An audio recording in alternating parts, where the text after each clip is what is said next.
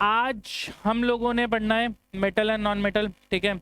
Metal and non metal के regarding आप लोगों ने आज मेटल एंड मेटल्स के अंदर जो कवर करने हैं उन टॉपिक्स के अंदर आपको याद रखना है कि मेटल्स एंड नॉन मेटल्स के अंदर physical properties of metal and non metal as a difference, या identifying metal on the basis of various test. दूसरी चीज जो आपने पढ़नी है वो है नॉन मेटल एंड मेटल्स की केमिकल प्रॉपर्टीज, यानी कि उनकी रिएक्शन। एक चीज आपने पढ़नी है aqua regia, ionic bonding, properties of ionic bonding and ionic compounds, ठीक है। और उसके बाद हम लास्ट में पढ़ेंगे मेटलर्जी। आप लोगों को पता है कि मैं चैप्टर्स को सेग्रीगेट करता हूँ, इसमें भी मैं इन चैप्टर्स को इस चैप्टर को 3 पार्ट में सेग्रीगेट कर रहा हूँ। एक केमिकल रिएक्शन तक का, एक आयनिक बॉन्डिंग वाला पार्ट पूरा का पूरा, reactivity series, ionic bonding, ionic compounds की प्रॉपर्टीज, और लास्ट में एक मेटलर्जी वाला पार्ट, ठीक है। सबसे पहले हम शुरू करेंगे about metals and non metals की फिजिकल प्रॉपर्टीज। फिजिकल प्रॉपर्टीज के ऊपर बेस्ड जो सबसे ज्यादा इंपॉर्टेंट चीज क्वेश्चन में पूछी जाती है वो है मेटल एंड नॉन मेटल के अंदर उसकी फिजिकल प्रॉपर्टीज के बेसिस पे जो एक्सेप्शंस हैं वो एमसीक्यू की फॉर्म में सबसे ज्यादा पूछी जाती हैं, ठीक है। अगर मैं मेटल एंड नॉन मेटल को सेग्रीगेट कर रहा हूं, अगर मैं मेटल एंड नॉन मेटल को सेग्रीगेट कर रहा हूं तो याद रखना मेटल्स जो होती हैं वो सॉलिड होती है एक्सेप्ट मरकरी। मरकरी लिक्विड होती है एट रूम टेम्परेचर, करेक्ट है। Non metals are found in all states, solid भी होती हैं कुछ, लिक्विड भी होती हैं और कुछ गैस भी होती हैं। मेटल्स हार्ड होती हैं एक्सेप्ट सोडियम पोटेशियम, ये सॉफ्ट मेटल्स हैं, इनको हम नाइफ से, चाकू से काट भी सकते हैं। नॉन मेटल्स जो होती हैं वो सॉफ्ट होती हैं except diamond. Diamond is the only non metal और diamond is the hardest substance known to mankind. Metals good conductor हैं of heat and electricity, metals are good conductor of heat and electricity, correct है बिल्कुल। Metals जो होती हैं वो good conductor होती हैं हीट और इलेक्ट्रिसिटी की, एक्सेप्ट गैलियम एंड सीजियम। ये दो ऐसी हैं जिनका गुड नहीं है, ये बैड कंडक्टर है हीट की। क्यों? Because of low melting point. इतना लो मेल्टिंग पॉइंट है इनका कि ये आपके पाम की हीट से आपके हाथ पे रखे रखे भी पिघल जाती हैं, ठीक है। Hence gallium and caesium have low melting point, ये आपके हाथ की पाम से भी पिघल जाएंगी।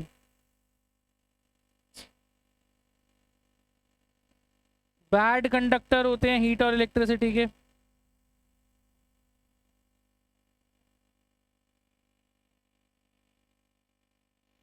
एक्सेप्ट ग्रेफाइट, क्योंकि ग्रेफाइट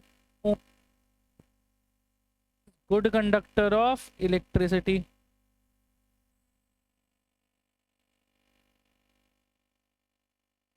ठीक है, अगली बात करूं मैं अगर, तो अब इसके बाद आसान वाले पॉइंट्स पे आ जाते हैं। मेटल्स मैलिएबल हैं, शीट में बनाई जा सकती हैं।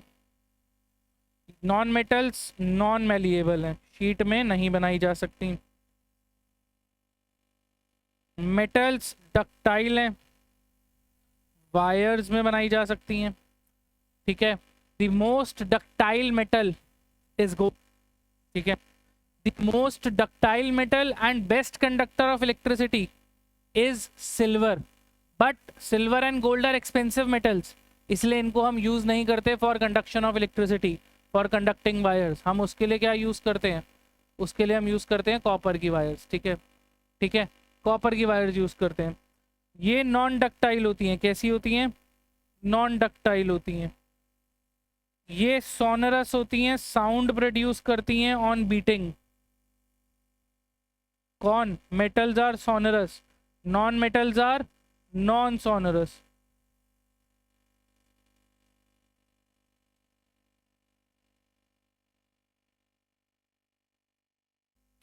बेटा ये डिफरेंस था between metal and non metal. इसके बाद आप लोगों को मैंने आपको बताया कि आपको टेस्ट करने के लिए आ सकता है। किस चीज़ का टेस्ट करने के लिए? कि metals are good conductor of heat. कैसे लोगे आप? आपने कुछ नहीं करना। अगर हीट वाला आया है तो हीट वाले केस के अंदर हमने एक स्टैंड के साथ एक मेटल रॉड को लगाना है। किसको लगाना है? मेटल रॉड को लगाना है। इसके नीचे वैक्स और एक आयरन नेल, इसको अटैच कर देंगे। वैक्स और एक आयरन नेल को अटैच कर देंगे, करेक्ट। जब हमने वैक्स और आयरन नेल को अटैच करा इसके साथ, रॉड के साथ, इसको हम नीचे से एक दूसरे एंड से हीट करना शुरू करेंगे। क्या करना शुरू करेंगे? हीट करना शुरू करेंगे। तो ये हीट यहाँ से कंडक्ट होगी। जब हीट कंडक्ट होगी तो ये क्या करेगी? ये हीट कंडक्ट होकर बेसिकली वैक्स को मेल्ट कर देगी, पिघला देगी। जैसे ही वैक्स मेल्ट होगी आयरन नेल नीचे गिर जाएगी। इससे ये पता चलता है कि मेटल रॉड क्या कर रही है? हीट कंडक्ट कर रही है। सिमिलरली आपको एक टेस्ट और आ सकता है, to test conduction of electricity. Conduction of electricity through a metal. हमने कुछ नहीं करना, हमने एक बल्ब लेना है। आपने इलेक्ट्रिसिटी चैप्टर में भी पढ़ा है। इस बल्ब के साथ हम एक बैटरी जोड़ देते हैं, ठीक है। एक स्विच जोड़ देते हैं और साथ में दो क्लिप्स की मदद से एक सैंपल पीस ऑफ मेटल जोड़ देते हैं। तो ये सैंपल मेटल है। सर्किट ऑन करने पर अगर ये बल्ब ग्लो कर गया तो ये सैंपल पीस ऑफ मेटल क्या कर रही है? ये sample piece of metal electricity conduct कर रही है। ये आपको एज एन एक्टिविटी या एज अ टेस्ट या इसका कंक्लूजन पूछा जा सकता है एग्जाम में। It is important for your examination point of view, ठीक है। नेक्स्ट इंपॉर्टेंट चीज़ जो इस चैप्टर के अंदर आपको पढ़नी है, उसके अंदर आपको याद रखना है रिगार्डिंग व्हाट। अब हम पढ़ेंगे chemical properties of metal and non metal. जब मैं बात करता हूँ chemical properties of metal and non metal, तो आपको याद रखना है in this chemical properties of metal and non metal, सबसे पहले मेटल की रिएक्शन इन एयर क्या बनाती है? मेटल ऑक्साइड बनाती है, करेक्ट है बिल्कुल। Metal in air forms metal oxide. Basic example copper plus oxygen Cu। Air में रिएक्ट करने का मतलब है ऑक्सीजन के साथ रिएक्ट करना, मेटल ऑक्साइड बनाती है, ठीक है। मेटल ऑक्साइड्स जो होती हैं वो बेसिक नेचर की होती हैं। किस नेचर की होती हैं? बेसिक नेचर की होती हैं। ये हमने last chapter acid bases and salts के अंदर भी पढ़ा था कि मेटल ऑक्साइड्स बेसिक नेचर की होती हैं, करेक्ट है बिल्कुल। लेकिन अगर मैं बात करूं कुछ मेटल ऑक्साइड बेसिक और एसिडिक दोनों नेचर शो करती हैं, ठीक है। So some metal oxides acidic and basic दोनों नेचर शो करेंगी। इनको हम कहते हैं एम्फोटेरिक ऑक्साइड। बेटा एक बात याद रखना, एम्फोटेरिक ऑक्साइड के सिर्फ और सिर्फ क्लास 10th में तुमने दो एग्जाम्पल पढ़ने हैं। एक है Al2O3 आपकी एल्यूमिनियम ऑक्साइड, और दूसरी है ZnO जिंक ऑक्साइड। बट इनकी रिएक्शन आपको पढ़नी पड़ेगी, आपको रिएक्शन मेंशन करनी पड़ेगी। कैसे? अगर मैं Al2O3 की बात करूं तो Al2O3 प्लस HCl, यहाँ पर Al2O3 कैसे रिएक्ट कर रहा है? यहाँ पर Al2O3 is reacting like a base. किसके साथ रिएक्ट कर रहा है? एसिड के साथ रिएक्ट कर रहा है। किसके साथ रिएक्ट कर रहा है? एसिड के साथ रिएक्ट कर रहा है। यहाँ Al2O3 एक बेस की तरह रिएक्ट कर रहा है, एसिड हमारा HCl है, दोनों मिलके बनाएंगे Cl3 प्लस H2O। कौन सी रिएक्शन है according to chapter number 2 acid bases and salt? It is a neutralization reaction. कौन सी रिएक्शन हो रही है? न्यूट्रलाइजेशन। दूसरा टेस्ट करने के लिए हम लेंगे Al2O3 plus NaOH। Here it is reacting as acid. Aluminium oxide acid की तरह रिएक्ट कर रही है, NaOH बेस की तरह रिएक्ट कर रहा है। दोनों मिलके क्या बनाएंगे? Na2Al O2 sodium aluminate plus H2O। Again neutralization reaction है। ये दो रिएक्शंस आपको एम्फोटेरिक ऑक्साइड में लिखनी पड़ेंगी। इसी रिएक्शन के अंडर, कौन सी रिएक्शन के अंडर? जब मेटल एयर के साथ रिएक्ट करता है तो मेटल ऑक्साइड बनती है, Cu plus O2 gives Cu। इसी रिएक्शन के अंदर आपको एक चीज और पढ़नी है जिसका नाम है एल्कलिस। क्या नाम है? एल्कलिस। एम्फोटेरिक ऑक्साइड, एल्कलिस, ये दोनों के दोनों 3 मार्कर के हिसाब से बहुत जरूरी क्वेश्चंस हैं। ये दोनों के दोनों 3 मार्कर के हिसाब से बहुत ज़रूरी क्वेश्चंस हैं, ठीक है। और एक क्वेश्चन अभी और आएगा, why sodium and potassium kept immersed in kerosene oil. 3 marker या 2 मार्कर के हिसाब से वो भी बहुत इंपॉर्टेंट क्वेश्चन है। जब मैं बात करता हूँ एल्कलिस की, तो alkalis basically metal oxides are insoluble in water, but few metal oxides that dissolve in water are called alkalis। उन्हें हम क्या कहते हैं? alkalis कहते हैं। Example Na2O K2O, Na2O K2O, ये दोनों की दोनों, सिर्फ और सिर्फ ये दोनों आपके सिलेबस के हिसाब से अल्कलिस हैं।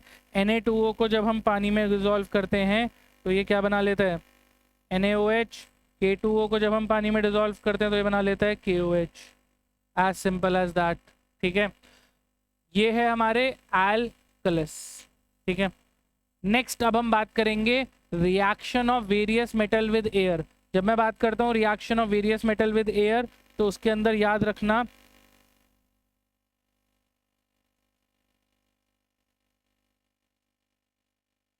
सबसे पहला आता है सोडियम एंड पोटेशियम। ये कैसे रिएक्ट करते हैं? विग्रसली रिएक्ट करते हैं इन एयर। इतना विग्रसली कि ये इमीडिएटली आग पकड़ लेते हैं, इमीडिएटली कैचेस फायर। जब ये आग पकड़ लेते हैं, इमीडिएटली आग पकड़ लेते हैं, इसी रीजन की वजह से दे आर केप्ट इमर्ज्ड इन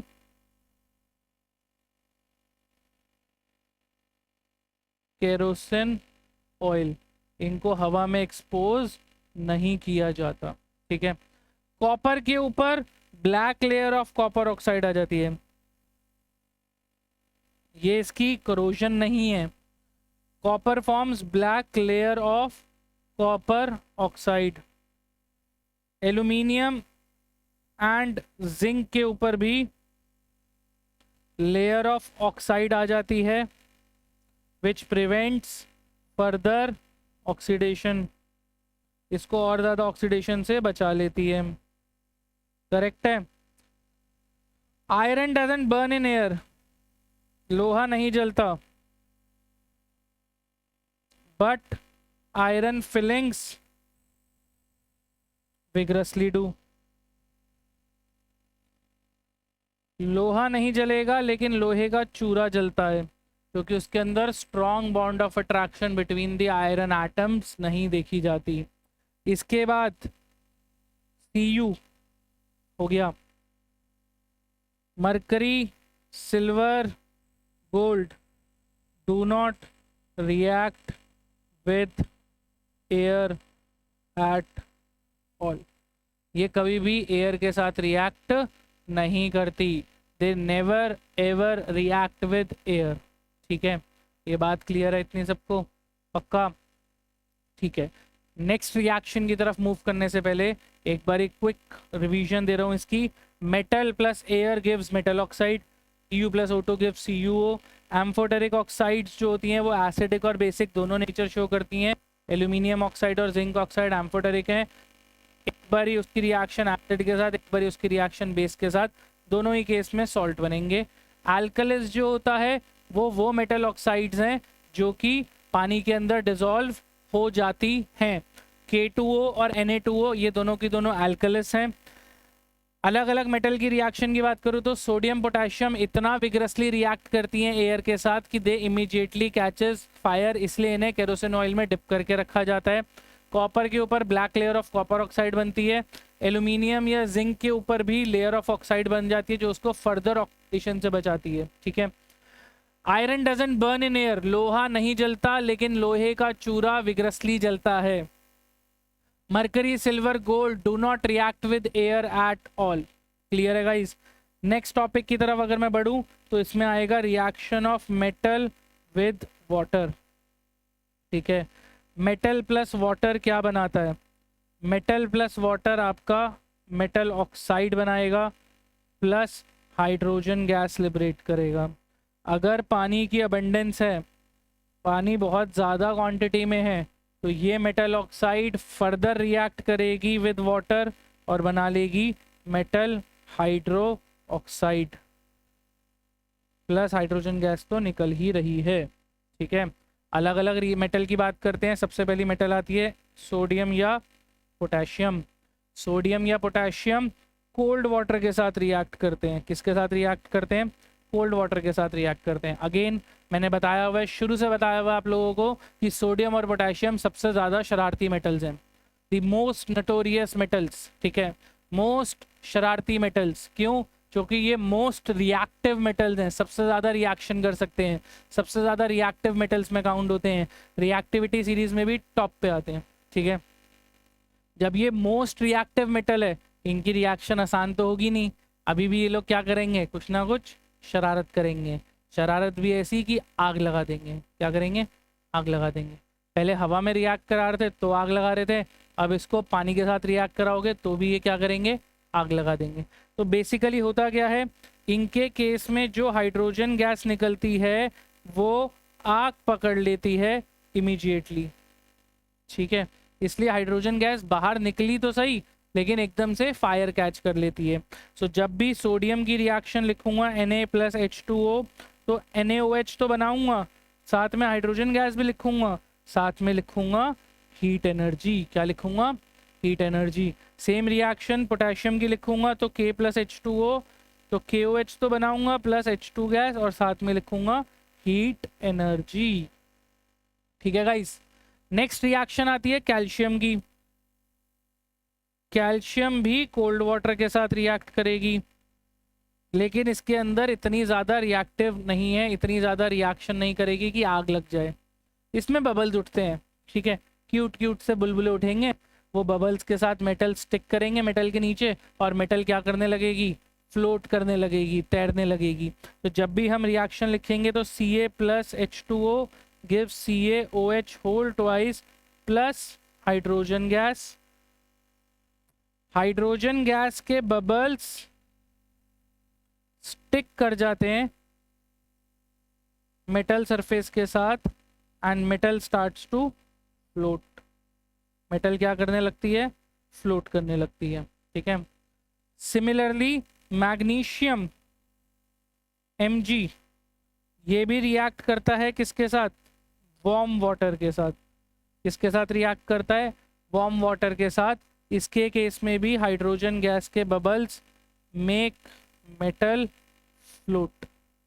गर्म पानी के साथ रिएक्ट कर रहा है। ठीक है। ठीक है। ये गर्म पानी के साथ रिएक्ट कर, बेटा सबसे पहली सोडियम और पोटेशियम हाइड्रो ऑक्साइड बना रही थी, दूसरी मैग्नीशियम हाइड्रो ऑक्साइड बना रही है, कैल्शियम हाइड्रो ऑक्साइड बना रही है।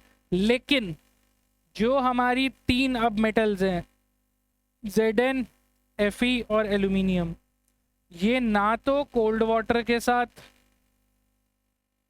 ना ही वार्म वाटर के साथ, ना इन्हें गर्म पानी चाहिए ना इन्हें ठंडा पानी चाहिए, इनको चाहिए स्टीम। स्टीम के अंदर ऑब्वियस सी बात है पानी के कंपैरिजन में वाटर मॉलिक्यूल्स कम है, जब वाटर मॉलिक्यूल्स कम हैं तो इन तीनों की ऑक्साइड बनती है, हाइड्रो ऑक्साइड नहीं बनती। क्या बनेगी? ऑक्साइड बनाएंगे, हाइड्रो ऑक्साइड नहीं बनाएंगे। ठीक है, एक बेसिक रिएक्शन लिखो तो एल्यूमिनियम की रिएक्शन में Al plus H2O gives Al2O3 plus H2 gas. सिर्फ और सिर्फ ऑक्साइड बनाते हैं कौन कौन से मेटल्स? जिंक, एल्यूमिनियम और आयरन। ये तीनों की तीनों स्टीम के रिएक्ट करके सिर्फ ऑक्साइड बनाएंगे, हाइड्रो ऑक्साइड नहीं बनाएंगे। ये पेपर में पूछी जाती है और बच्चे गलत करते हैं, मार्क्स कटाते हैं। आप लोगों को यहाँ पर मार्क्स नहीं कटाने हैं। इसके बाद copper, mercury, silver, gold do not react with any form of water। ये पानी के साथ बिल्कुल भी रिएक्ट नहीं करते, ये कभी भी पानी के साथ रिएक्ट नहीं करेंगे। इतनी बात क्लियर हो गई सबको? इस बात में किसी को कोई प्रॉब्लम नहीं है? आगे की अगर मैं बात करूं तो अगली बात आती है very very very important as per your CBSE board, most frequently asked question. ठीक है, यहाँ तक कि मैं ये भी बोल सकता हूँ कि 10 में से 7 पेपर के अंदर ये वाला क्वेश्चन मिलेगा बेस्ड अपॉन द टॉपिक जो अब हम पढ़ने जा रहे हैं। ठीक है, इस क्वेश्चन को, इस टॉपिक को, इस आंसर को एज इट इज याद कर लो अपनी भलाई के लिए। ठीक है बच्चों, कौन सा क्वेश्चन है? Reaction of metal with acid क्या बनेगा? सॉल्ट बनेगा प्लस हाइड्रोजन गैस लिबरेट होगी। ठीक है, सॉल्ट बनेगा प्लस हाइड्रोजन गैस लिबरेट होगी। Second chapter acid bases and salt में भी आपने पढ़ा है Na plus HCl gives NaCl plus H2 gas. Correct है, बट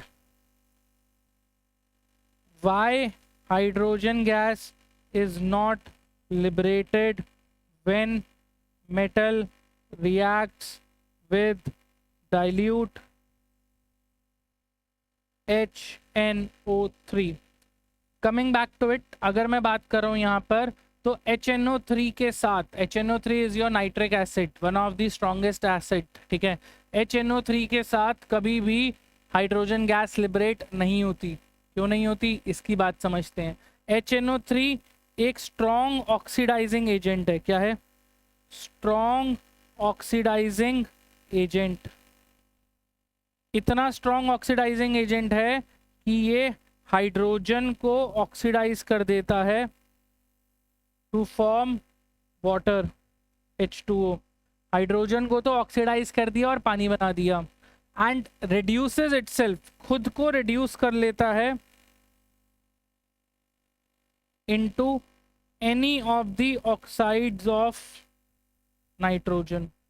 नाइट्रोजन की किसी भी ऑक्साइड में, NO, NO2, किसी भी ऑक्साइड में खुद को रिड्यूस कर लेगा।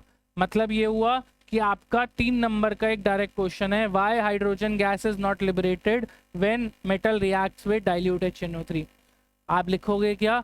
Usually when an acid reacts with metal it liberates, it forms salt and liberates hydrogen gas, but HNO3 being a strong oxidizing agent oxidizes hydrogen gas to form water and reduces itself to any of the oxides of nitrogen. Therefore, hydrogen gas is not liberated when metal reacts with dilute HNO3. Clear है guys? इसके बाद अगले topic की तरफ अगर हम बढ़े तो अगला टॉपिक है रॉयल वाटर, जिसका दूसरा नाम है एक्वा रीजिया। एक्वा रीजिया में हम 3:1 की रेशियो में, किस रेशियो में? 3:1 की रेशियो के अंदर हम लोग मिलाते हैं HCl एंड HNO3, यानी कि hydrochloric acid and nitric acid. ठीक है, यानी कि अगर मैं 40 लीटर बना रहा हूँ तो 40 लीटर में 30 लीटर मेरा आएगा हाइड्रोक्लोरिक एसिड और 10 लीटर मेरा आएगा nitric acid. Basic ratio 4 litre बना रहा हूँ तो 3 लीटर हाइड्रोक्लोरिक एसिड और 1 लीटर HNO3 आएगा। क्या बनता है? एक्वा रीजिया बनता है। ये aqua regia strong, corrosive, fuming, highly reactive liquid है जिसको रॉयल वाटर भी कहा जाता है। ये इतना स्ट्रांग होता है कि अपने अंदर लीस्ट रिएक्टिव मेटल को dissolve least reactive metals such as gold and platinum. ये अपने अंदर गोल्ड एंड प्लैटिनम जैसी लीस्ट रिएक्टिव मेटल को भी घुल लेता है, डिसॉल्व कर लेता है। ठीक है, अब यूजुअली एक सवाल आता है बच्चों का कि सर एक मेटल डिसॉल्व हो गई इस सॉल्यूशन में तो बाहर कैसे आएगी। इसको बाहर निकालने के लिए डिस्प्लेसमेंट का कॉन्सेप्ट यूज होता है। क्या यूज होता है? डिस्प्लेसमेंट का कॉन्सेप्ट। हम क्या करते हैं, हम मेटल ए लेते हैं plus salt solution of metal B. Metal B तो अपने सॉल्ट सॉल्यूशन में है, उसको मैं रिएक्ट करा रहा हूँ मेटल ए के साथ, तो अल्टीमेटली होगा क्या? Ultimately metal A metal B बाहर आ जाएगी और salt solution of metal A create हो जाएगा। तो मेटल ए ने मेटल बी की जगह ले ली उसके सॉल्ट सॉल्यूशन में, हमें बी मेटल फ्री मिल गई। गोल्ड को डिसॉल्व किया था, मैं कैल्शियम के साथ रिएक्ट करा दूं, मैग्नीशियम के साथ रिएक्ट करा दूं, तो अल्टीमेटली होगा क्या? मेरा सॉल्ट सॉल्यूशन कैल्शियम का या मैग्नीशियम का बन जाएगा और मेरा गोल्ड बाहर आ जाएगा। चलो एक्वा रीजिया के बारे में एक फैक्ट बताता हूँ। Aqua regia is one of the most common practice in scamming. लोगों को स्कैम किया जाता है, गोल्ड की ज्वेलरी और प्लैटिनम की ज्वेलरी को डिप करके उसके ऊपर की लेयर हटा लेते हैं, जिसकी वजह से गोल्ड और सिल्वर जो भी ज्वेलरी है उनकी, गोल्ड या प्लैटिनम की ज्वेलरी, उसका वेट कम हो जाता है थोड़ा सा, ऊपर की लेयर हटा दी बस। तो एक one of the most common method है लोगों को स्कैम करने के लिए। और इसी का थोड़ा सा लाइटर वर्जन जो होता है, जब वो आप सुना होगा आप लोगों ने मम्मियों वगैरह से कि गोल्ड की क्लीनिंग करने के लिए गोल्ड दिया है, सफाई हो जाएगी, और वो भैया बोलता है, मतलब जो ज्वेलर होगा वो ज्वेलर बताता है कि इसका थोड़ा सा वेट में डिफरेंस आएगा, 0.2 मिलीग्राम 0.2 मिलीग्राम डिफरेंस आ जाएगा। क्यों? क्योंकि वो भी थोड़ा सा ऐसा सा ही कुछ प्रोसेस यूज करेगा। ठीक है, coming to the next topic, हम इस चैप्टर के फर्स्ट पार्ट से सेकंड पार्ट की तरफ मूव कर रहे हैं। सेकंड पार्ट के अंदर आप लोगों ने जो पढ़ना है उसका नाम है सबसे पहले रिएक्टिविटी सीरीज। क्या पढ़ना है? रिएक्टिविटी सीरीज के अंदर it is the arrangement of metals in decreasing order of their activity. यानी कि जो सबसे ज्यादा रिएक्टिव है वो सबसे ऊपर आएगा, जो सबसे कम रिएक्टिव है वो सबसे नीचे आएगा। हमने क्या करा, अब हम समझते हैं इस चीज को। इसको समझने के लिए हमने लिया अपना फेवरेट निमोनिक, कालू, नाथ, का, माली, आलू, जरा, फीके, पकाता है। ठीक है ना, थोड़ा सा छोटा कर लेते हैं। Copper, mercury, silver, gold. Kalu से के, Na, Ca, Mg, Al, Zn, Fe, Pb, hydrogen, Cu, Hg, Ag, Au। इसके केस में पोटेशियम मोस्ट रिएक्टिव है, गोल्ड लीस्ट रिएक्टिव है। इसके नीचे प्लैटिनम भी आता है बट यूजुअली मेंशन नहीं किया जाता, तो मैं भी नहीं करता। रिएक्टिविटी डिक्रीजेस, रिएक्टिविटी क्या कर रही है? डिक्रीज कर रही है।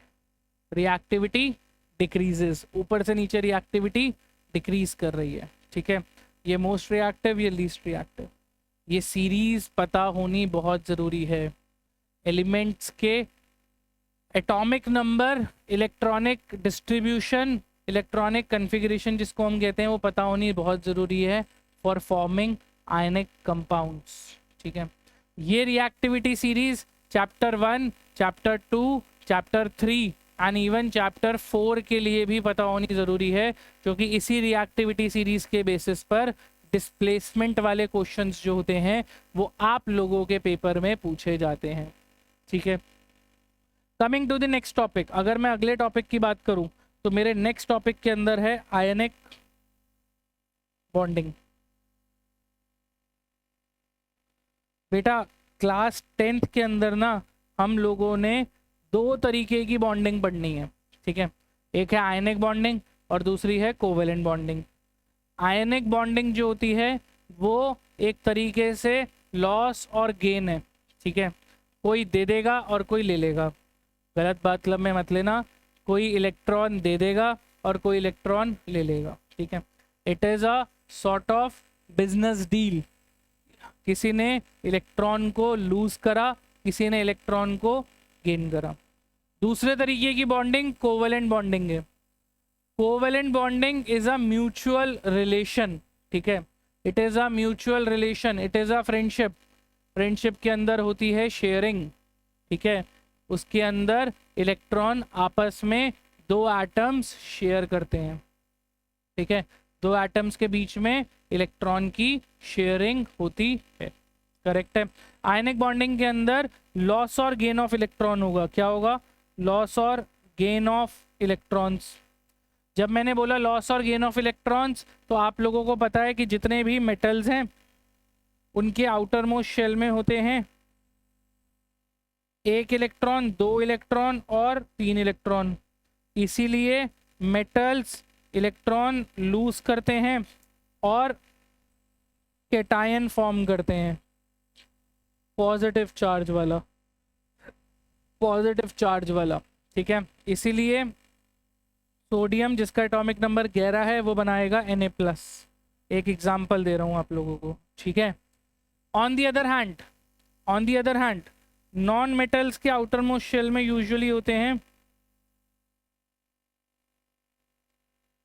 5, 6, 7, 8। 8 वाला तो कंप्लीट फिल्ड ऑक्टेट है, ये तो बॉन्ड बनाएगा ही नहीं, ये तो ऑलरेडी इसका घर भरा हुआ है, शादीशुदा आदमी है मेरी तरह, ठीक है। ये कभी भी बॉन्ड नहीं बनाएगा, ठीक है। लेकिन 5, 6, 7 इनकी अभी ऑक्टेट नहीं भरा हुआ, इन्हें अभी इलेक्ट्रॉन की भूख है, डिमांड है। तो ये वाले जो हैं 5, 6, 7, 8 जिनके आउटर मोस्ट शेल में 5, 6, 7 है, ये नॉन मेटल्स इलेक्ट्रॉन गेन करते हैं। क्या करते हैं? गेन करते हैं और एनायन फॉर्म करते हैं। क्या फॉर्म करते हैं? एनायन फॉर्म करते हैं, यानी कि नेगेटिव चार्ज वाला। Example chlorine 17 atomic number Cl- बनाता है, ठीक है। मैं आप लोगों को एक सार दे रहा हूँ, एक सिंपल सी चीज़ बता रहा हूँ, ठीक है। अभी मैं आप लोगों को 3 तरीके की डिफरेंट आयनिक बॉन्डिंग बनानी सिखाऊंगा। क्यों 3 तरीके की सिखाऊंगा? क्योंकि इन्हीं 3 फॉर्मेट को CBSE बोर्ड के अंदर कंटेंट के साथ साथ आप लोगों को प्रेजेंटेशन के नंबर भी हैं। आप लोगों को प्रेजेंटेबल फॉर्म में लिखना है, एक प्रॉपर फॉर्मेट फॉलो करना है जहां पर रिक्वायर्ड है, ठीक है। जैसे कि आप लोगों को ये बात याद रखनी है कि जो फॉर्मेट होगा आयनिक बॉन्डिंग का वो एज इट इज फॉलो होता है। तो 3 तरीके हैं। एक है सिंपल तरीका, एक इलेक्ट्रॉन का लॉस, 1 इलेक्ट्रॉन का गेन, NaCl में देखने को मिलता है। सिमिलरली NaCl के अलावा KCl बनाने में भी आ सकता है, ठीक है। दूसरा तरीका है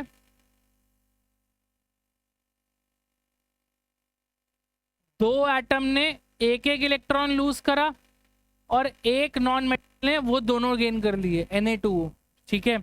इसके अंदर Na2O, K2O, CaO भी इसमें आ जाएगा। H2O is into covalent bonding, H2O हम यूज नहीं करेंगे, H2O कोवेलेंट बॉन्डिंग के अंदर आता है, ठीक है। Na2O, K2O।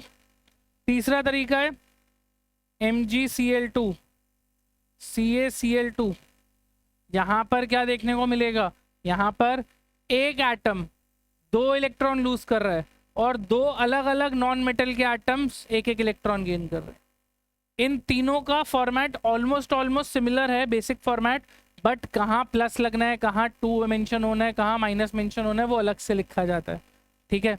दूसरी ज़रूरी चीज़, मैं आपको ये 3 सिखा रहा हूँ, इन 3 के अलावा आपको ये 3 आ सकते हैं या कोई और इनसे मिलता जुलता आ सकता है, जिसके अंदर आपको शेयरिंग ऑफ इलेक्ट्रॉन ना करके लॉस और गेन ऑफ इलेक्ट्रॉन दिखाना पड़ेगा, ठीक है गाइस। क्लियर है इतनी बात? अब मैं अगर बात करूँ आप लोगों से, तो सबसे ज़रूरी बात, NaCl नाम है इसका सोडियम क्लोराइड। 2,8,1 करेक्ट है। 2,8,1 एकदम करेक्ट है। एक इलेक्ट्रॉन लूज करना है तो सोडियम 11 ने एक इलेक्ट्रॉन लूज करा, ऊपर आ गया Na+ और एक इलेक्ट्रॉन बाहर आ गया। क्लोरीन 17 2,8,7 एक इलेक्ट्रॉन गेन करेगा क्लोरीन। Cl17 ने जब एक इलेक्ट्रॉन गेन करा तो ये आ गया Cl-। हम क्या करेंगे, हम नीचे दिखाएंगे Na इसका एक इलेक्ट्रॉन और क्लोरीन के आउटर मोस्ट शेल के 7 इलेक्ट्रॉन। क्लियरली विजिबल है 7 इलेक्ट्रॉन होपफुली। ठीक है, हमने क्लोरीन के 7 इलेक्ट्रॉन दिखाए, सोडियम का एक इलेक्ट्रॉन दिखाया, ये यहां से यहां चला गया।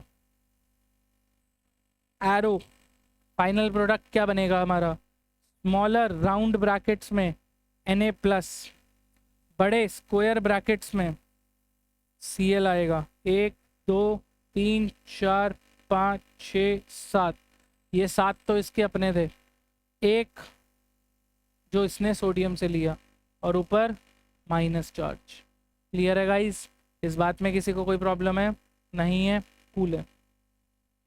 Moving towards the next one, second वाले केस के अंदर हम बनाते हैं Na2O। सोडियम का एटॉमिक नंबर अगेन 11 2,8,1। सोडियम 11 ने एक इलेक्ट्रॉन लूज करा, इसके ऊपर आया प्लस चार्ज और एक इलेक्ट्रॉन बाहर आ गया। Oxygen atomic number 8 2,6। ऑक्सीजन 8 ने 2 इलेक्ट्रॉन गेन करे तो इसके ऊपर आ गया O2- charge. Since 2 electron gain कर रहा है इसलिए O2- चार्ज आता है। क्या आता है? O2- charge. ठीक है,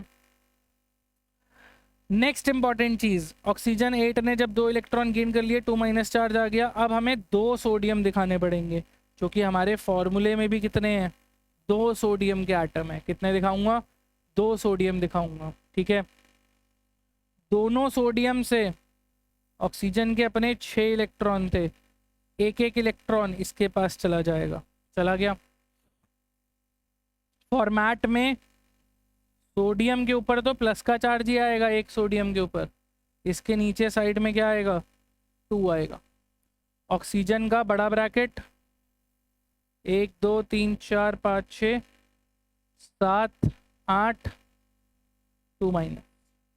करेक्ट है, समझ में आ गया कहाँ पे क्या फॉर्मेट चेंज हुआ। इससे ऊपर की चीज़ तो सेम थी, नीचे आते आते यहाँ पे ये फॉर्मेट चेंज हो गया। नेक्स्ट इंपॉर्टेंट थर्ड केस की बात करूँ अगर मैं, तो थर्ड केस के अंदर आप लोगों ने पढ़ना है अबाउट MgCl2। मैग्नीशियम का एटॉमिक नंबर 12 होता है, 2,8,2। करेक्ट है। मैग्नीशियम 12 ने जब 2 इलेक्ट्रॉन लूज करे, ऊपर आ गया Mg2+ और 2 इलेक्ट्रॉन बाहर आ गए। ये Mg2+ और क्लोरीन का एटॉमिक नंबर 17 2,8,7। Cl17 ने एक इलेक्ट्रॉन गेन करा, इसके ऊपर आ गया Cl-। ये Mg2+ जो कि 2 इलेक्ट्रॉन लूज कर रहा है, तो 2 क्लोरीन की सहायता कर पाएगा। ठीक है, तो होगा क्या, एक Mg इसके अपने 2 इलेक्ट्रॉन लूज करने वाले, एक क्लोरीन इसके अपने 7 इलेक्ट्रॉन, दूसरा क्लोरीन इसके भी 7 इलेक्ट्रॉन, एक इसको दिया एक इसको दिया। एरो Mg के ऊपर 2+ चार्ज आ गया, ब्रैकेट बंद हो गया। इसके नीचे कुछ नहीं लिखूंगा क्योंकि एक ही Mg था फॉर्मूले में। क्लोरीन में एक क्लोरीन 1 2 3 4 5 6 7 8, ऊपर माइनस चार्ज और इसके बाहर 2। समझ आ गई बात? ये 3 डिफरेंट फॉर्मेट के बेसिस पर आपकी आयनिक बॉन्डिंग आपके पेपर में आ सकती है। इतनी बात क्लियर है? आगे चलें, पक्का बेटा? ये थी आप लोगों की 3 different forms of ionic bonding, जिसकी फॉर्मेट आपको एज इट इज फॉलो करनी है। अब हम पढ़ेंगे about few of the properties of ionic bonding. क्यों प्रॉपर्टीज पढ़ाता हूं मैं आयनिक बॉन्डिंग की? क्योंकि इसके ऊपर बेस्ड ना 2 क्वेश्चन आ सकते हैं। आयनिक बॉन्डिंग कह लो या आयनिक कंपाउंड्स कह लो। एक बेसिक सा क्वेश्चन जो इसके ऊपर बेस्ड आता है वो ये आता है कि आयनिक कंपाउंड और कोवेलेंट कंपाउंड को कंपेयर करो बेस्ड अपॉन देयर प्रॉपर्टीज। ठीक है, आयनिक कंपाउंड जिसको हम लोग इलेक्ट्रोवैलेंट कंपाउंड्स भी कहते हैं, उनको और कोवेलेंट कंपाउंड्स को आपस में उनकी प्रॉपर्टीज के ऊपर बेस्ड कंपेयर करो। दूसरा जरूरी question, why does ionic compounds have strong bond of attraction, ठीक है, क्योंकि उनके बीच में, या फिर एक क्वेश्चन आता है why does ionic bonds have high melting point and boiling point, क्योंकि उनके बीच में लॉस और गेन ऑफ इलेक्ट्रॉन की वजह से बॉन्ड बना है, जो कि स्ट्रॉन्गर बॉन्ड होता है as compare to covalent bond, इस रीजन की वजह से। तो पहला पॉइंट तो आप लोगों को प्रॉपर्टी का क्लियर हो गया। क्या पॉइंट है? High melting and boiling point क्यों है? Because of strong inter molecular forces of attraction. बेटा जब इंटरमॉलिक्यूलर फोर्सेस ऑफ अट्रैक्शन ज़्यादा हैं तो ऑब्वियस सी बात है उन बॉन्ड को तोड़ने के लिए, जो कि सॉलिड को लिक्विड में, लिक्विड को गैस में करने के लिए, यानी कि किसी भी चीज़ को मेल्ट करने के लिए या बॉईल करने के लिए उनके पार्टिकल्स के बीच का बॉन्ड तोड़ना पड़ेगा। अब वो बॉन्ड जब ज़्यादा स्ट्रांग होगा तो ज़्यादा अमाउंट की एनर्जी या ज़्यादा अमाउंट की हीट लगेगी उस बॉन्ड को तोड़ने के लिए। तो पहला पॉइंट तो क्लियर हो गया। Point number 2, strong forces of attraction because of loss और gain of electrons between atoms, between ions is more specific, ठीक है, आयंस के बीच में लॉस और गेन ऑफ इलेक्ट्रॉन हो रही है। पॉइंट नंबर 3, हार्ड होते हैं बट ब्रिटल भी होते हैं, गिरकर टूट सकते, ठीक है, सॉलिड होते हैं बट गिरकर टूट सकते। Point number 4, dissolves in water but not in kerosene oil। पानी में तो घुल जाएंगे लेकिन केरोसिन ऑयल में नहीं घुलते। Point number 5, one of the most important point again examination point of view से, can conduct electricity in their aqueous slash molten state।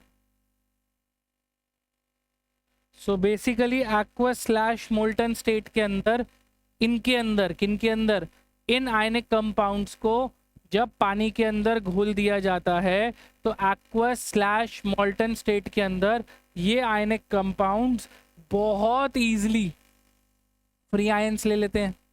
पानी के अंदर घुलेंगे, फ्री आयंस आ जाएंगे, फ्री आयंस आने की वजह से इलेक्ट्रिसिटी कंडक्ट हो जाएगी।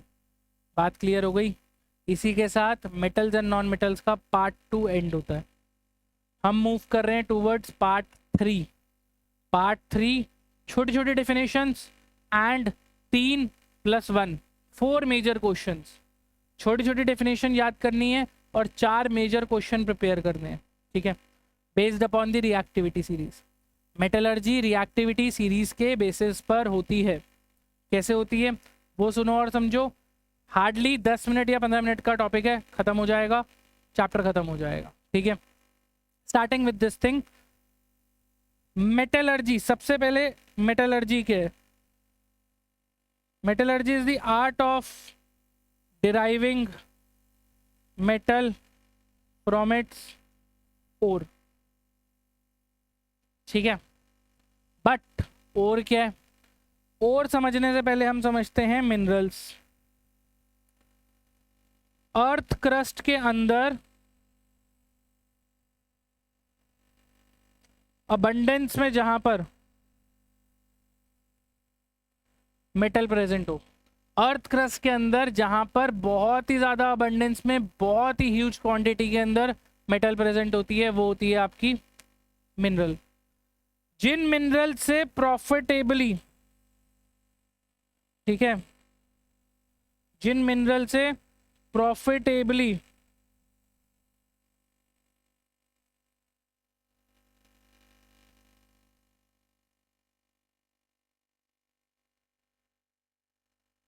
हाँ लिख दिया मैंने पहले, जिन मिनरल से मेटल्स को प्रॉफिटेबली निकाला जा सकता है उसे हम कहते हैं ओर्स, ठीक है। जिन मिनरल से मेटल्स को प्रॉफिटेबली निकाला जा सकता है उसे हम कहते हैं ओर। इस सारी बात का मतलब क्या है? इस सारी बात का मतलब है खान और खदान, ठीक है। कोयले की खदान का मतलब है कि जहां पर कोयला बहुत सारी क्वांटिटी में प्रेजेंट है, पर ज़रूरी नहीं है कि उसको हम निकाल सकते हैं, ये मिनरल है। और जहां से, जिस खदान से कोयले को निकाला जा सकता है, वो बन जाती है कोयले की खान, कि यहाँ से मेटल को बहुत इजीली बाहर निकाल सकते हैं, प्रॉफिटेबली मेटल को या कोयले को या किसी भी चीज़ को निकाला जा सकता है। क्लियर है बात? यूजुअली जब मेटल को एक्सट्रैक्ट करते हैं ना, जब मेटल को निकालते हैं तो उसके साथ बहुत सारी इम्प्योरिटीज निकलती हैं।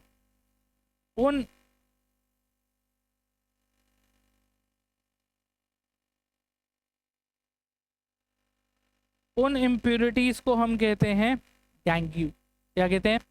गैंग्यू। क्लियर है? ये बात क्लियर है? पक्का क्लियर है? चलो नेक्स्ट इंपॉर्टेंट चीज की तरफ चलते हैं। Based upon the reactivity series, extraction of metal, यानी कि जिस प्रोसेस से मेटल को निकाला जाता है, यानी कि मेटलर्जी का प्रोसेस, उसको हम 3 हिस्सों में डिवाइड करते हैं। पहले हिस्से में हम निकालते हैं मेटल्स ऑफ लो रिएक्टिविटी, दूसरे हिस्से में हम निकालते हैं मेटल्स ऑफ मिडल रिएक्टिविटी, और तीसरे में हम निकालते हैं मेटल्स ऑफ हाई रिएक्टिविटी। मैंने आपको बताया था 3+1 क्वेश्चन, यही वो 3 क्वेश्चन है। ये क्वेश्चन 5 नंबर में एक सिंगल फॉर्मेट में आ सकता है कि पूरी मेटलर्जी एक्सप्लेन करो, लो, हाई और मीडियम की। दूसरा तरीका है, इसका एक पर्टिकुलर पार्ट आ सकता है कि एक पर्टिकुलर पार्ट में 3 नंबर में मेटल ऑफ मिडल रिएक्टिविटी को कैसे निकाला जा सकता है, वो सब बताओ। ये समझने के लिए हम सबसे पहले पढ़ना शुरू करेंगे मेटल्स ऑफ लो रिएक्टिविटी। अगर मैं बात करूं मेटल्स ऑफ लो रिएक्टिविटी की, तो इसके अंदर जो सबसे लो हैं गोल्ड, सिल्वर, ये तो अपनी नेटिव फॉर्म में होते हैं, डायरेक्ट निकालो, डायरेक्ट यूज़ कर लो। ऑब्वियसली तनी है कि खदान में से मम्मी का जो हार है सोने का वैसा सा ही निकलता है पूरा, नहीं, रॉ फॉर्म में गोल्ड निकलता है, थोड़ा सा सॉफ्ट होता है। 24 कैरेट गोल्ड जो कि प्योरेस्ट फॉर्म ऑफ गोल्ड है, वो थोड़ा सा सॉफ्ट होता है, इसीलिए उससे ज्वेलरी कभी नहीं बन सकती। इसलिए 22 कैरेट, 18 कैरेट, 14 कैरेट की ज्वेलरी बनती है। 22 कैरेट का मतलब है कि उस 24 कैरेट में से उसका 22% गोल्ड का है, मतलब 22 पार्ट उसके गोल्ड के हैं और वो 2 पार्ट किसी और मेटल को मिक्स किया जाता है। ये 22 कैरेट है। 18 कैरेट के अंदर 18 पार्ट्स गोल्ड के हैं और बाकी के 6 पार्ट किसी और मेटल को मिक्स किया जाता है। गोल्ड और सिल्वर अपनी नेटिव फॉर्म में डायरेक्टली निकाले जाते हैं। इससे ऊपर आ जाते हैं मरकरी। मरकरी जो है अपनी सल्फाइड ओर में होता है। किस में होता है? सल्फाइड ओर का मतलब है सल्फाइड के साथ बॉन्डेड होता है। इसकी इस ओर का नाम होता है सिनाबार। कुछ स्पेसिफिक ओर्स हैं जो मेरी हेल्प बुक के अंदर मेंशन्ड है, जिनके नाम जैसे कि बॉक्साइट, सिनाबार, ये वाले नाम याद कर लेना, एग्जामिनेशन पॉइंट ऑफ व्यू से इम्पॉर्टेंट हैं, ठीक है। तो जब हम सिनाबार की बात करते हैं तो HGS सिनाबार, इसकी हम करते हैं रोस्टिंग। रोस्टिंग करने का मतलब क्या है? रोस्टिंग करने का मतलब है heating in rich supply of oxygen. मैंने बहुत सारी ऑक्सीजन देते हुए इसको कर दिया हीट। ये क्या बनेगा? HgO। क्योंकि बहुत सारी ऑक्सीजन दिए तो HGS डायरेक्ट HgO बन गया। HgO को फर्दर हीट करूंगा तो ये बना लेगा Hg+O2। हमें मरकरी मिल गया अपनी फ्री फॉर्म में। ये थी reaction for extraction of metal of low reactivity, ठीक है। अब आते हैं मेटल्स ऑफ मिडल रिएक्टिविटी। उनकी एक्सट्रैक्शन कैसे की जाती है? Very very interesting topic, very very frequently asked topic again. क्यों? मेटल्स ऑफ मिडल रिएक्टिविटी की अगर मैं बात करूं तो मिडल रिएक्टिविटी मेटल्स अपनी 2 ओर्स में पाई जाती हैं। एक पाई जाती है सल्फाइड ओर में और एक पाई जाती है कार्बोनेट ओर में। जब मैं बात करता हूँ सल्फाइड ओर की, तो सल्फाइड ओर की रोस्टिंग करूँगा, रोस्टिंग करने से इसकी ऑक्साइड बनेगी। कार्बोनेट ओर की कैल्सिनेशन करूँगा, जो मैं भी आपको आगे बताऊँगा कि क्या होता है, इसकी भी ऑक्साइड बनेगी। अब इन दोनों ऑक्साइड को एक तरीके से रिडक्शन बाय कार्बन कर सकता हूँ, यानी कि कार्बन से रिड्यूस करा सकता हूँ। ऑक्सीडेशन रिडक्शन वाले रिडक्शन कर रहे हैं, या फिर हायर रिएक्टिव मेटल के साथ रिएक्ट करा सकता हूँ, तो हमें फ्री मेटल मिल जाएगी अपनी। फ्री मेटल प्योर नहीं है अभी भी, प्योरिफिकेशन का प्रोसेस इलेक्ट्रोलाइटिक रिफाइनिंग में होता है। फ्री मेटल मिल जाएगी, ठीक है। कैसे होता है इसको समझते हैं। जिंक एक मिडल रिएक्टिविटी की मेटल है। जिंक के केस में हमेशा याद रखना कि जिंक जिंक सल्फाइड की फॉर्म में भी मिलता है या फिर जिंक कार्बोनेट की फॉर्म में भी मिलता है, ठीक है। जिंक सल्फाइड की कर रहा हूं मैं रोस्टिंग। अभी ऊपर बताया था रोस्टिंग करने का मतलब heat in rich supply of oxygen. ये बन जाएगा ZnO। क्या बन जाएगा? ZnO। On the other hand अगर मैं बात करूं जिंक कार्बोनेट की, ठीक है, इसकी मैं करता हूं कैल्सिनेशन। क्या करता हूं? कैल्सिनेशन का मतलब है heat in limited supply of oxygen. Absence of O2 नहीं बोलूंगा, ऑब्सेंस ऑफ O2 के अंदर कोई चीज जल ही नहीं सकती। Oxygen is the requirement for combustion. Supporter of combustion भी नहीं बोलूंगा, रिक्वायरमेंट फॉर कंबशन बोलूंगा। किसी भी चीज को जलने के लिए ऑक्सीजन चाहिए ही चाहिए। अगर वहां पर ऑक्सीजन नहीं है तो वो नहीं जलेगी, ये बात याद रखना। स्पेस के अंदर सिंस ऑक्सीजन नहीं है एटमॉस्फेयर के अंदर, वो लाइट नहीं जला सकते, लाइटर नहीं जलता वहाँ पे, ठीक है। ऑब्वियसली स्पेस शिप्स के अंदर, शटल के अंदर जला लेते हैं, थोड़ी बहुत आग वाग प्रोड्यूस, एनर्जी प्रोड्यूस कर लेते हैं, बट वहाँ नहीं जल सकता इतना ईजिली, ठीक है। क्लियर हो गई बात? क्लियर है? हाँ, तो यहाँ से जब अर्थ से स्पेसशिप उड़ती है ना, तो वो बेसिकली अर्थ के अंदर तो उसका वो जो पीछे का थ्रॉटल होता है उसमें से आग निकलती है, ऊपर जाके वो सिर्फ स्पेस के अंदर फ्री फ्लोट ही कर पाती है, जल नहीं पाती है, ठीक है। चलो कमिंग बैक टू इट, अगले टॉपिक की अगर मैं बात करूं तो ZnCO3 कैल्सिनेशन करी, rich limited supply of oxygen में हीट करा, अगेन क्या बना? ZnO। इस ZnO को कार्बन के साथ रिड्यूस करा तो जिंक अलग हो गया और कार्बन मोनोऑक्साइड अलग बन गई। इस ZnO को किसी हायर रिएक्टिव मेटल के साथ भी रिएक्ट करा सकता था, जैसे एल्यूमिनियम, जैसे मैग्नीशियम, जैसे सोडियम, तो भी मेरे केस में Zn अलग हो जाती है और वो मेटल के साथ ऑक्साइड अलग फॉर्म हो जाती है, ठीक है। नेक्स्ट जरूरी चीज जो है इसके अंदर, नेक्स्ट इंपॉर्टेंट चीज है, very very very important question, thermite reaction. क्यों इंपॉर्टेंट है? पेपर में पूछी जाती है, बहुत फ्रीक्वेंटली पूछी जाती है, यूजेस बहुत पूछे जाते हैं इसके। थर्माइट रिएक्शन के केस में Fe2O3 आयरन ऑक्साइड, इसको रिएक्ट कराता हूँ एल्यूमिनियम के साथ, बनेगा Al2O3 plus Fe plus heat energy, जो कि एक्सोथर्मिक रिएक्शन है, बहुत ज़्यादा अमाउंट की हीट एनर्जी निकलती है।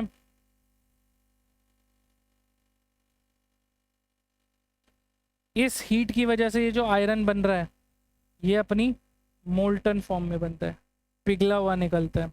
इसी रीज़न की वजह से रेलवे ट्रैक्स ज्वाइन करने के लिए, इसी रीज़न की वजह से क्रैक्ड मशीनरी पॉइंट्स ज्वाइन करने के लिए इस रिएक्शन को यूज़ किया जाता है, ठीक है। ये बहुत इंपॉर्टेंट क्वेश्चन है, ठीक है, CBSE बोर्ड के अंदर। अगली ज़रूरी बात करते हैं, नेक्स्ट इंपॉर्टेंट बात इसके बाद जो आती है, अगली ज़रूरी बात करते हैं, नेक्स्ट इंपॉर्टेंट बात जो आती है इसके अंदर, वो आती है आपकी मेटल्स ऑफ हाई रिएक्टिविटी।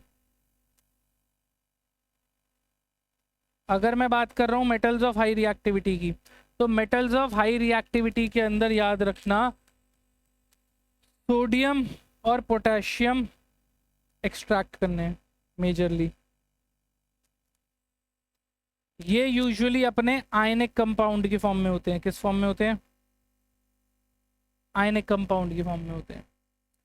इनके आयनिक कंपाउंड की मोल्टन ओर को, पिघली हुई ओर को एक्वस फॉर्म के अंदर से इलेक्ट्रिसिटी पास करूंगा तो ये कैथोड और एनोड पर अलग अलग हो जाएंगे, ठीक है।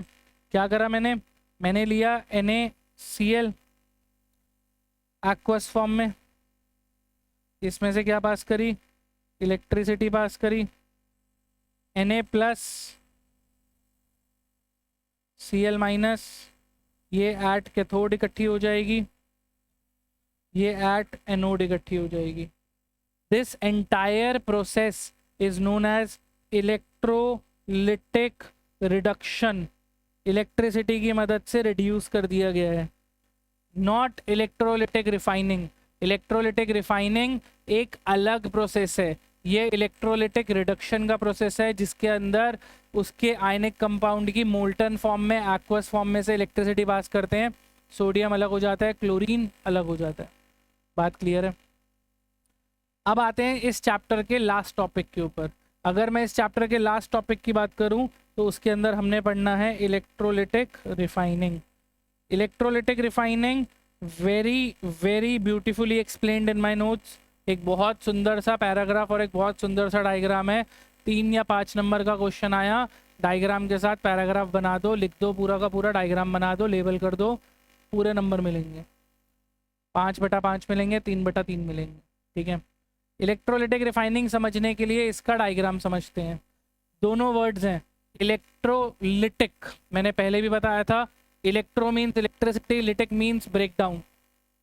ठीक है, रिफाइनिंग मीन्स सफाई करना, प्योरेस्ट फॉर्म में लाना। ठीक है, सब कुछ हट जाए, बिल्कुल प्योर बन जाए। कैसे बनेगा वो समझते हैं। इलेक्ट्रोलिटिक रिफाइनिंग के अंदर हम क्या करते हैं, हम इलेक्ट्रोलिटिक रिफाइनिंग के अंदर एक एनोड लेते हैं, एक कैथोड लेते हैं। ठीक है, क्या लेते हैं? एनोड। याद रखना, एनोड पॉजिटिव चार्ज होता है, एनायन नेगेटिव चार्ज होता है। कैथोड लेते हैं, कैथोड नेगेटिव चार्ज होता है, कैटायन पॉजिटिव चार्ज होता है। एनोड और कैथोड को ऑब्वियसली इलेक्ट्रिकल सर्किट से जोड़ना है, करेक्ट बात है ना। इसको इधर सर्किट से जोड़ दिया, प्लस माइनस बैटरी से जोड़ दिया। ठीक है, जोड़ दिया। इसके अंदर सॉल्ट सॉल्यूशन लेते हैं जिस मेटल को हमने प्योरीफाई करना है। यहाँ पर हम एग्जांपल ले रहे हैं salt solution of copper sulphate, CuSO4।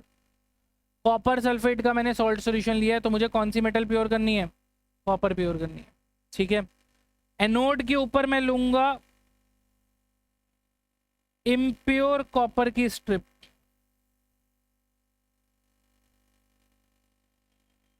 Cathode के ऊपर मैं लूंगा प्योर कॉपर स्ट्रिप।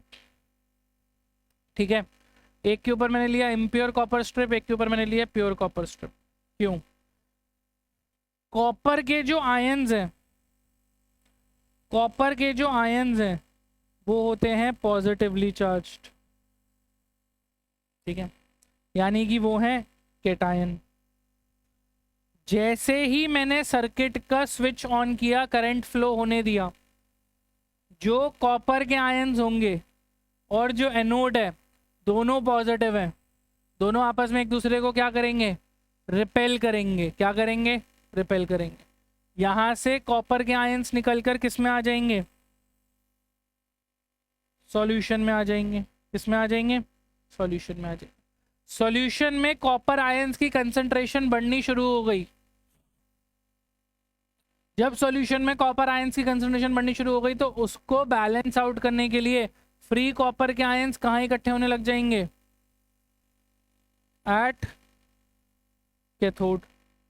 क्योंकि कैथोड मेरा माइनस वाला है, वो अट्रैक्ट करेगा कॉपर के आयंस को, वो सॉल्यूशन से निकलकर कैथोड पर इकट्ठे होते रहेंगे और जो भी इम्प्योरिटीज होंगी वो सारी की सारी इम्प्योरिटीज नीचे एज एनोड मड इकट्ठी हो जाएगी। जो भी इम्प्योरिटीज होगी वो नीचे एज एनोड मड इकट्ठी हो जाएगी। And with this electrolytic refining ends, and with this metals and non metals and. इस चैप्टर के अंदर थ्योरेटिकल बेस्ड बहुत सारे ऐसे टॉपिक्स हैं जिनके ऊपर बेस्ड क्वेश्चन बनता है। सबसे पहला टॉपिक मेटल और नॉन मेटल के difference along with their exceptions, बहुत फ्रीक्वेंटली पूछे जाने वाला। Amphoteric oxide with reaction, alkalis with reaction. Direct question के अंदर why sodium and potassium are kept immersed in kerosene oil, why hydrogen gas catches fire immediately, why metal does not release hydrogen gas when metal reacts with dilute HNO3, ठीक है। Aqua regia direct question है। Thermite reaction direct question है with uses, ठीक है। इसके अलावा metals of low reactivity, middle reactivity, high reactivity, electrolytic refining, ठीक है। 10 ऐसे क्वेश्चंस हैं including ionic bonding and ionic compounds की प्रॉपर्टीज के ऊपर बेस्ड क्वेश्चन, 11-12 क्वेश्चन लगा लो, जो फ्रीक्वेंटली आस्क्ड क्वेश्चंस वाले टॉपिक्स हैं। इन टॉपिक्स को, इन क्वेश्चंस को अच्छे से प्रिपेयर कर लो, आप लोगों का चैप्टर बहुत अच्छे से प्रिपेयर हो जाएगा फॉर योर CBSE बोर्ड, ठीक है गाइस। आप लोग जा सकते हो।